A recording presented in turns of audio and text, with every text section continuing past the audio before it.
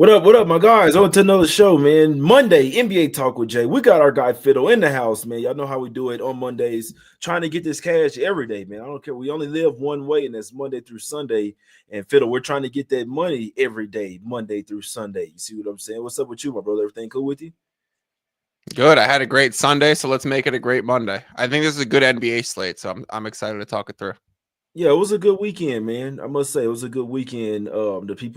The members know for sure. It was definitely a really nice weekend from Friday to Sunday. It was a really good weekend, man. So let's keep it going today. There are some good looks on the card, so let's get straight to it, man. As you guys know, we are not here to waste your time. Shout out to everybody in the chat, man. Shout out to all the members as well. Let's try to get some cash. Keep it rolling here today. First game up, Phil. Let's go over to the streets of DC. Wizards getting 13.5 points at the house versus the Wolves. The Wizards had a little streak there where they were starting to play well, cover some numbers. That shit's long gone. They are coming off a game where they got absolutely smoked versus the Thunder, which obviously everyone is getting smoked by the Thunder, Fiddle. But the Wizards, for whatever reason, like they're just not putting up any fight like they were for a little while. They even got smoked by 33 points versus the Bulls as well. So they've lost 6 straight games, 1-5 against the spread in this span as well. What do you think in this one? This is also a 5th game and 7 night spot for the Wizards. I know if it's me, I'd lean towards Wizards team total under here if I was betting this game. Yeah, I like the full game under as well. I don't want to back the Wolves on the road as a 14-point favorite. It's been hard to back them at such long numbers this season. Wizards definitely not going to back them, especially without Brogdon. Anytime Brogdon's missing, that's kind of be the key piece. And earlier this January, he was playing, and that's when they were covering. So always check the injury report for Brogdon for the Wizards. I've played the full game under, so you've seen the team total under. Yeah, I totally agree. Facts. Yeah. No, I lean towards that. If I'm betting this one, I'd look at Wizards team total under. I believe I saw it like at 104.5, if I'm not mistaken, Fiddle. I think that's the spot there. Because like you said, I mean, first off, the offense isn't already that great.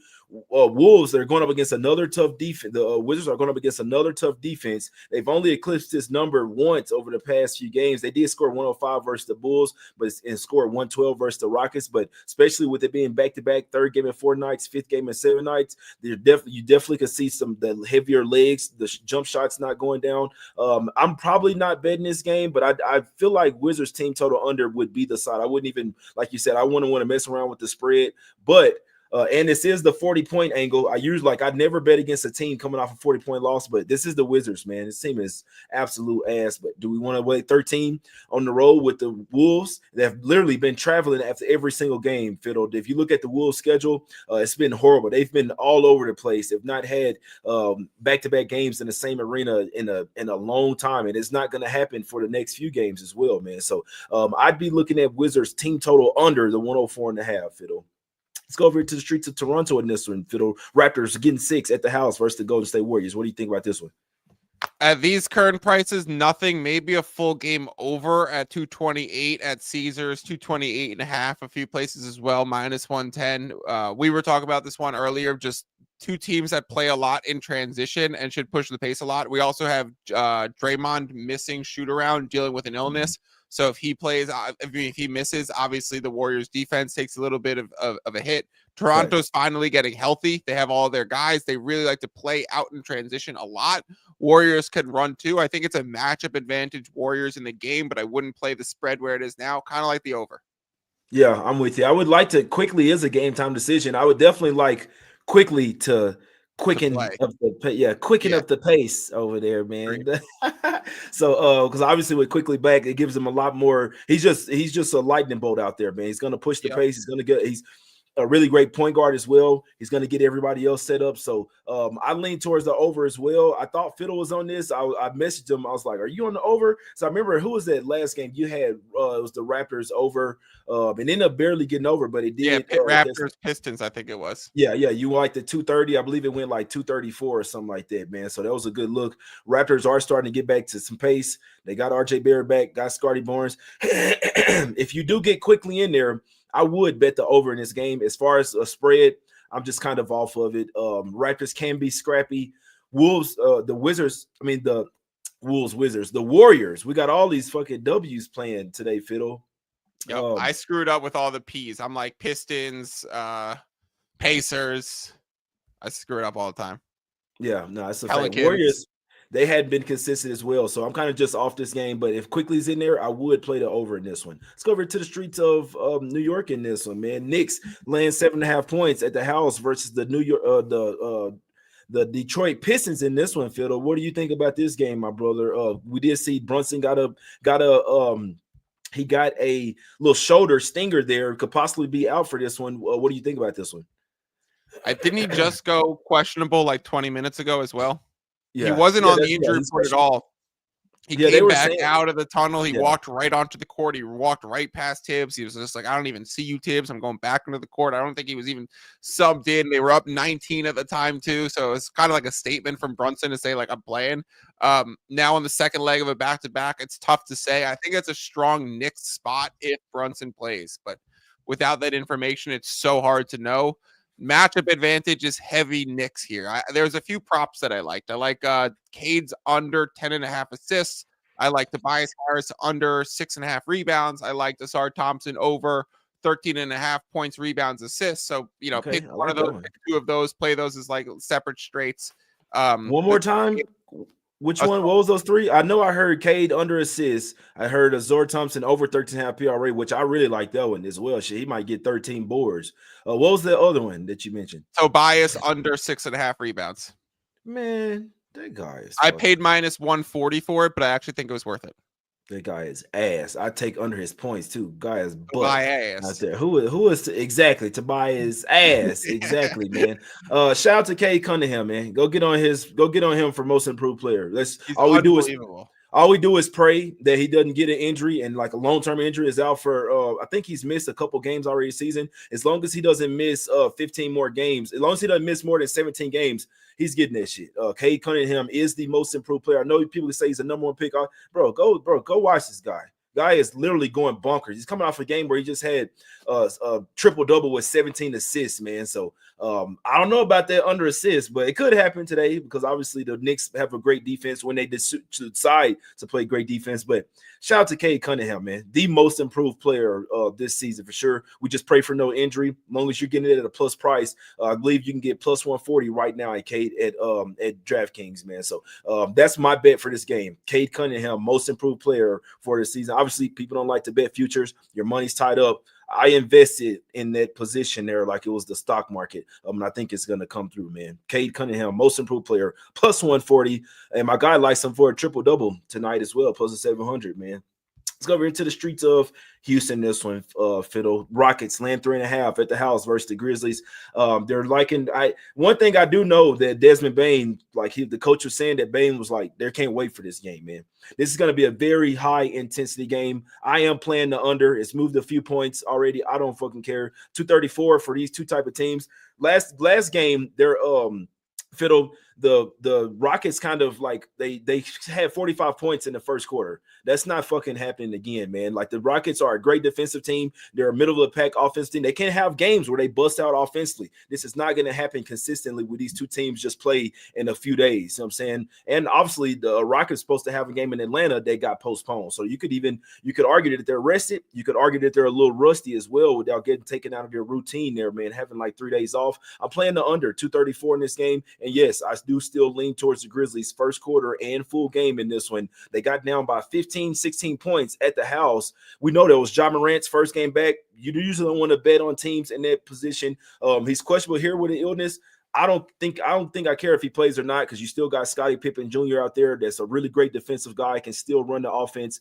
I still lean Grizzlies first quarter and the full game, and I think that the under is a better play here, Fiddle. Do you agree with me? I already played the under myself, so I would agree. I would still play it. 234.5 at FanDuel and BetMGM are the best available lines now. You're seeing offshores 233.5. You're seeing sharper books down to 233 on the exchanges. So I definitely think strong play there. Obviously, the Ja Morant illness has a lot to do with it, or him being questionable all of a sudden has dropped that line 2 points in the last 30 minutes, 45 minutes or so. The flip side of that is this is distinctly been a huge Houston matchup advantage. So I'll throw some cold water on the Grizzlies side of it. It's been a strong Houston matchup advantage in the last 2 years. I think that since Ime's been the coach of the Rockets, I think they're 5-1 against the Mm-hmm. Grizzlies.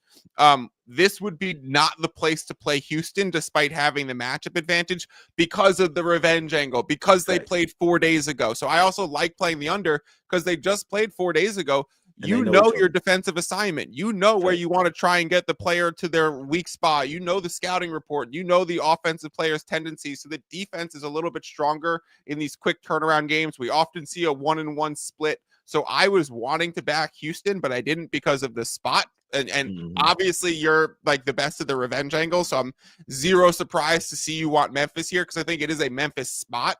Matchup advantage has historically gone Houston. So I've just stayed away from it. A Memphis spot, a Houston matchup. No thanks. Just give me the under. Facts. Yeah, Rockets obviously play a lot better at the house, but like I say, it was just some huge outliers in that game, man. This game is going under. You look at the fourth quarter, 23-18. That's how these Yeah, two that's teams are going what to it play should each have other. been. Bro, Exactly. it was 81 points in the first quarter. After that, 50-point quarter, the 62, and then 41-point quarter, man. These are two under teams, in my opinion. If it wasn't for that 81-point first quarter, the first game would have flew under the total, man. I really like the under in this one. I really expect the Grizzlies to bring an even better defensive effort in this time around as well. They almost came back and got the win, and I believe briefly took a lead. They just got down by so much. It was kind of too late. Like they had to climb that hill once you got down by 15. They also 16 missed a points. few threes late that they should have made, and it would have totally changed the game. Like if you Facts. rewatch the last 1 minute of that last Rockets Memphis game, it's total coin flip. No, that's a fact there, man. That's a fact. Yeah, Rockets also shot 41 free throws as well, and then the Grizzlies shot 30. It's crazy. Going 59% from free throw, that was actually pretty horrible there for the Rockets there, man. For 41 free throws, only made 24 of them as well. They did shoot 38% from three. I expect that to kind of regress back to the mean as well, man. So really like the under 234. If I'm betting aside with Ja or no Ja, obviously if he's out, you'll get a little bit better line. I still think Scottie Pippen can step in there and have a lot better game, man. So I'd be looking at Grizzlies first quarter and the full game. Probably wait for Ja. I don't think it really matters here, to be perfectly honest with you. And the last point, he's been ass since he came back. I know he hit a game winner. He cashed for us on Saturday versus the Wolves. He has not played well so far since coming back. He has not found his groove. So if he's out, actually could be addition by subtraction for the Grizzlies there, man. So I'd still be looking at the Grizzlies, but like the under a lot more. Let's go over to the streets of LA in this one, man. Praying for everybody in LA. Hopefully, you know what I'm saying? I know these people are losing their homes, had to pack up and move and shit, man. Real bad situation over there. Had a couple games in a row that had got postponed there, Fiddle. So Clippers finally getting to play now. Clippers laying 6.5 at the house versus the Heat. Heat have played well on this road trip. We saw it. They couldn't wait to get out of Miami. So they're actually doing well on this road trip. I don't really know what to do with this game, to be honest with you, Fiddle. What do you like here? I like the Clippers in this spot. I think I'd still play it. Is there a 6 available? Because 6.5 is starting to get pricey. But hold on, let's see if there's a 6. At Circa and like at the Vegas books, there's 6, but it's all 6.5. At this point, wait, and if you get a 6 before tip off, play a Clippers -6. I think this is a strong Clippers spot with the Miami Heat on like their 5th of 6 on a road trip right here. On the front end of the back-to-back LA situation, having a double overtime in this game, having an altitude in this game, having a back-to-back already in this set. So I just think it's a tough schedule spot for Miami. And then you get the Kawhi in, you get the Harden in, you get the rested Clippers. I think this is the Clipper spot. Okay. Yeah, I couldn't talk y'all. I don't have a good look for this one.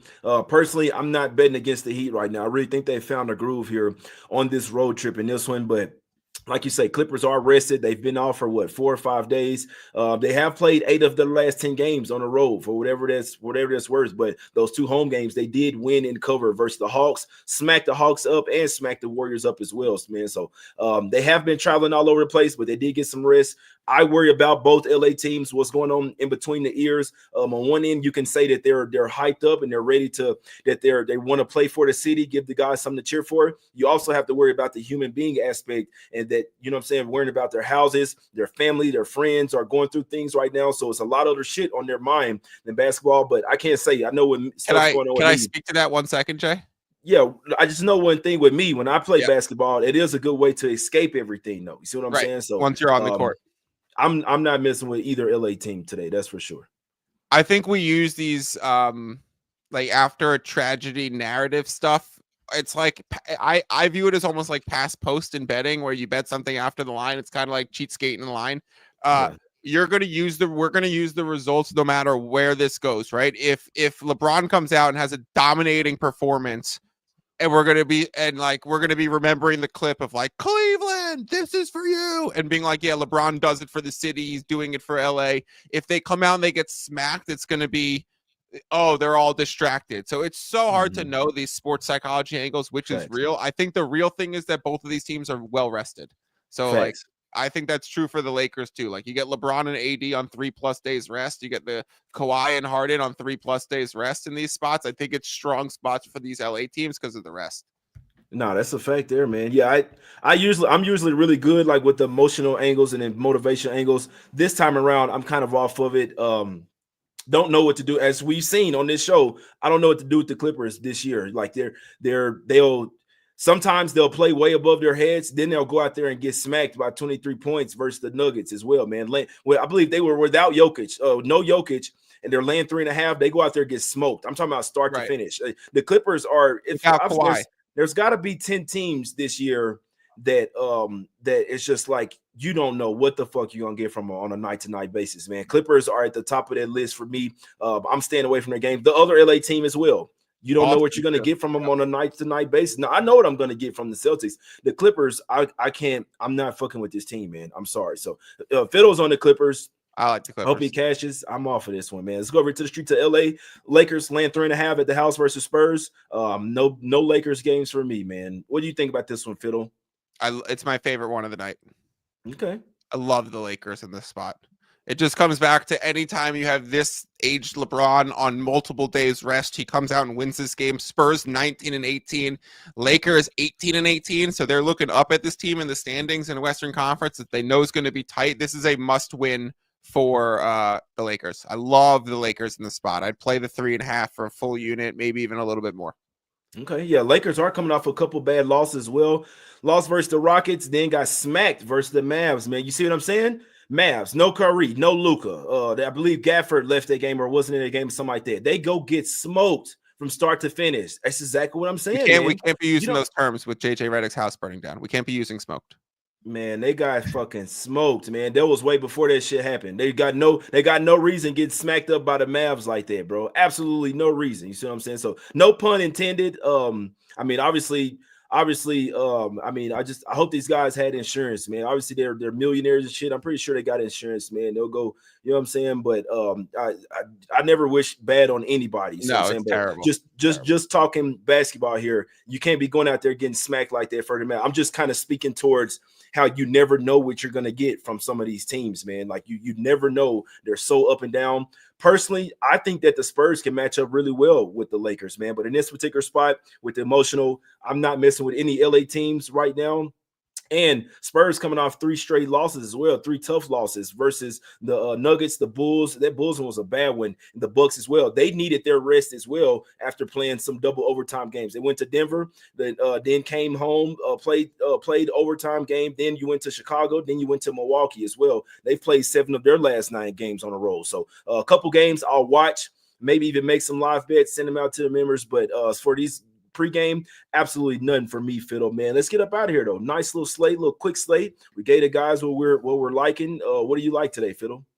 I like the Memphis Grizzlies Rockets under. I like both LA teams. Lakers is my favorite on the card. If Brunson gets ruled in, I probably like the Knicks, and I like the under in Wizards Wolves, along with some of those few props that I mentioned in Detroit versus the Knicks. I think they were Cade Cunningham under 10.5 assists.